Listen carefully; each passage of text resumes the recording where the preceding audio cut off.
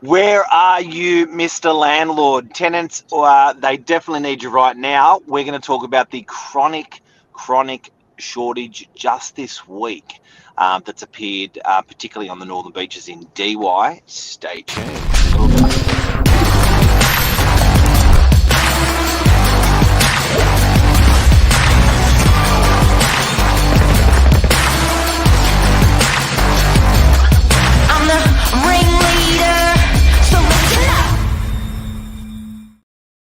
Well, good morning.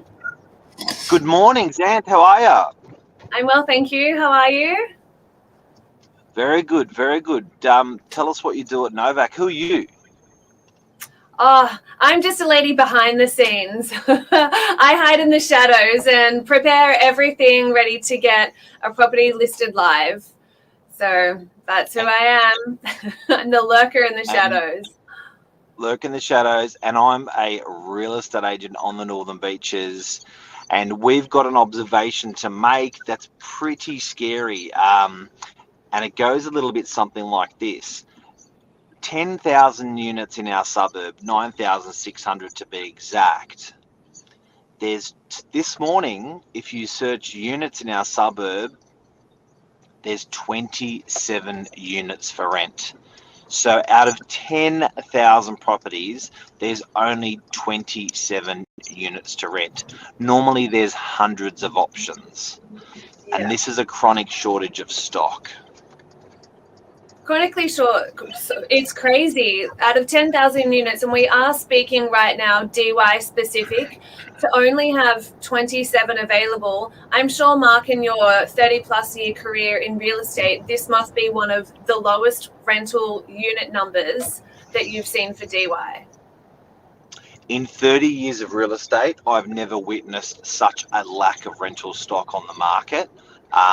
I think it is unbelievable. I was talking to the lovely Tom Panos last night about it. It is just, it's scary. It's absolutely scary. And what are we doing about it? Well, what are we doing about it? I mean, in the background, you've got things like a rental commissioner that's supposedly coming in. There are more units being built at the moment in DY, but they're still years away from completion. So I think it does just go to show how much we do really need more properties available for people to rent. It's a really scary number of I guess the prospect of what we've actually got to do to generate more. I think the knee-jerk reaction to people is, I guess landlords often just go, okay, well, I'm going to put my rents up because of that, take advantage, which is bad. But they're going through higher costs with interest rates and stuff like that. Tenants, it's a hard environment at the moment where people are finding it hard with higher interest rate environments. Cost of living is consolidating a little bit. Bringing back the landlord is something I reckon would be pretty cool.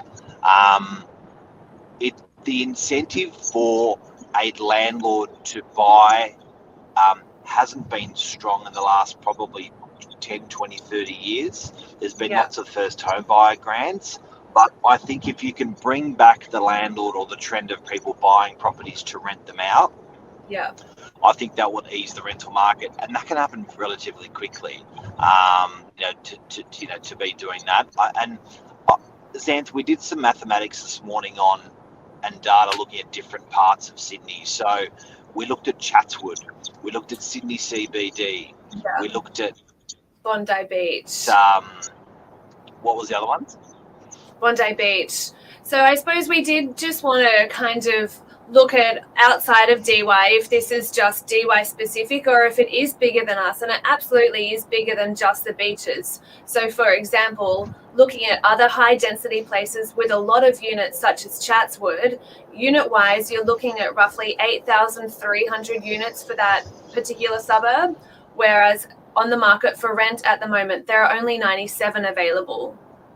So the shortage is quite comparable to DY, and it still goes to show just how much there is a lack of rental properties available on realestate.com for Chatswood. moving wider across the bridge over to Bondi Beach. So Bondi Beach, they've got 6,200 units. For rent, they've only got 62. And then taking it across into Sydney. What's it like? So it looks like DY is probably the hardest place to rent with these numbers at the moment, but they're all pretty close to each other. What other suburbs we got? So then looking at the Greater Sydney, so Sydney CBD, so 16,000 units, they've only got 220 available for rent. Yeah, wow.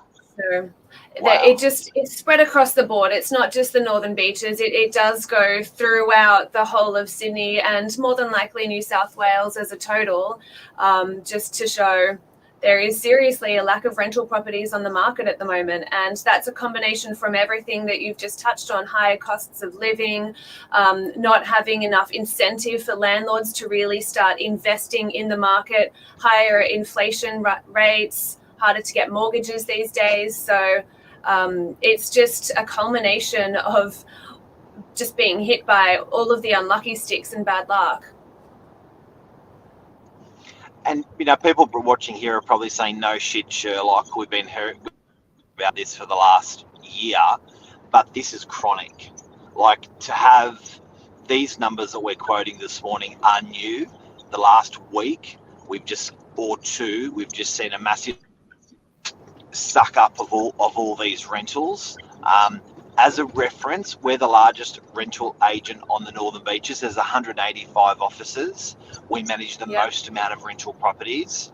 We normally for lease have 30 to 40 properties. This week it's 6.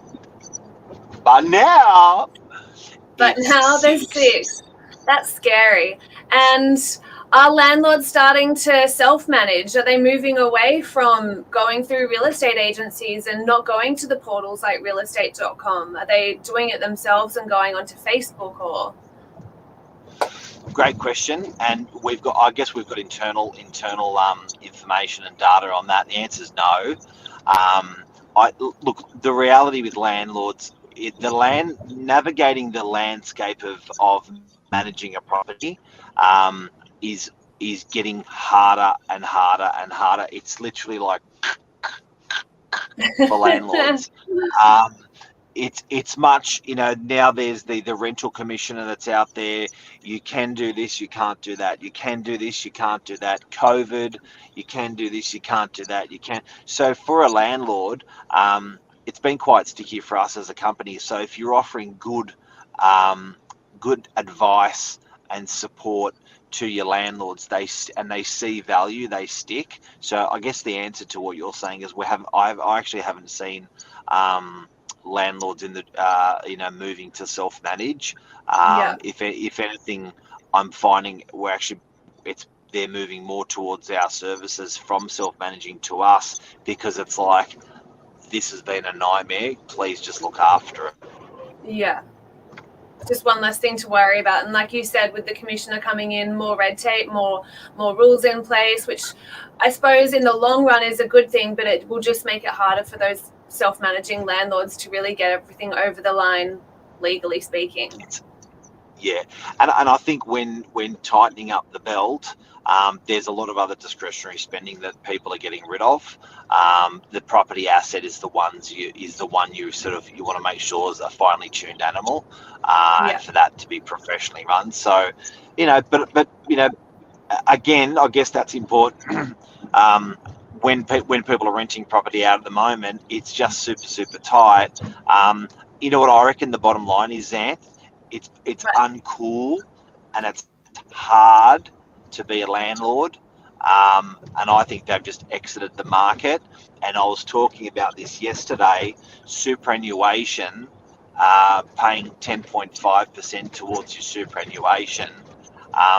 In the 70s and 80s and 90s, there wasn't contributions into your super. Okay. So you had more day-to-day spending. Well, you'd buy an investment property for the future and rent it out. Yeah. And if you don't think that's the case, think about it this way: how much of your wage do you save? It's not like you're saving 80%, and it's Oh not gosh, like no. you're saving, I'm right? lucky to save 30%. Right. So if super is 10% of that, that's 33% of your savings just wiped out when super was introduced. So with 33% of people's savings wiped out, they didn't make that investment towards the investment property in 2010. In 2000, people haven't trended to buy an investment property. So that rental pool has slowly receded and soaked up, and it's not there for tenants because landlords, people out there don't have as much to invest. Very true. But we can make it cool. Bringing back the cool to the landlords. Rent vesting. Will it pay off? Yeah, that's it. And not only that, but landlords can buy residential assets with their super, but there's been a tremendous lag with them trying to get deposits together, as in it takes a good 10 or 15 years to get a deposit in your super. That's for anyone as well. Yeah, just not even buying a second property, even just buying your first. Yeah. Yep. Well, I think you may find people are going to be buying their first property within their super because they just don't have that. They just don't have the savings to do both. Yeah, big time. So the rental market, it is chronic. It is winter, which is crazy. If it's going to get easier in summer, I don't know. But that's a snapshot on the rental market, Northern Beaches, Sydney, Australia. Take care, everyone. Yeah. See you. Bye. Thanks, Anne.